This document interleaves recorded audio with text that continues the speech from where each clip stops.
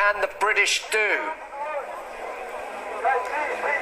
Well, Britain is wholly involved in the crisis in Palestine. They are responsible historically for what is going on at the moment. And quite frankly, Israel would not be able to do the things that it's doing right now without British support, without British funding, without British weapons.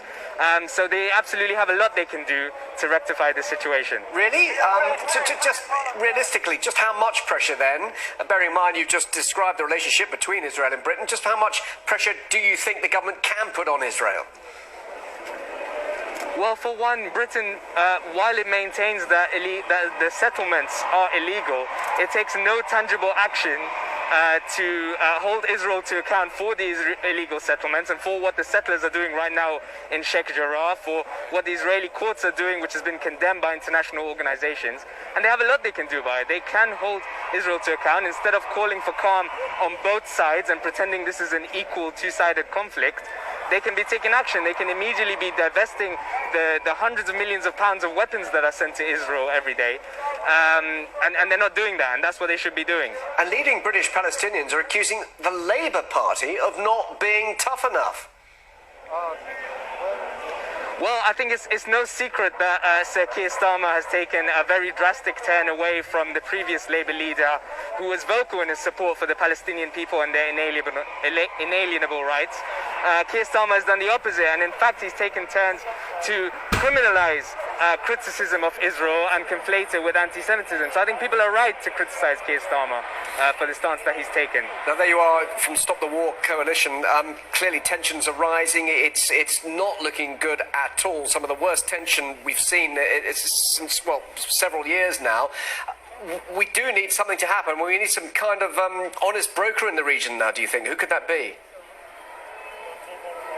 Well, I think that the Palestinians and the Israeli civilians themselves are the only possible honest brokers. And what's happening right now is that the US and the UK and the international community has allowed the Israeli government to carry out its actions in violation of international law with complete impunity.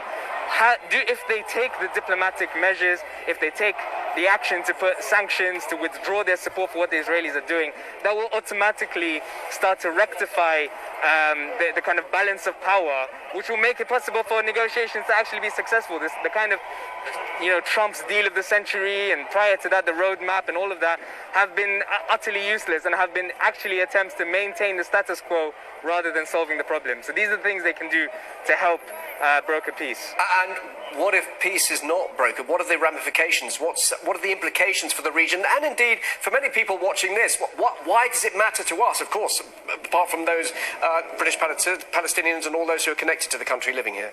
And, of course, Israel.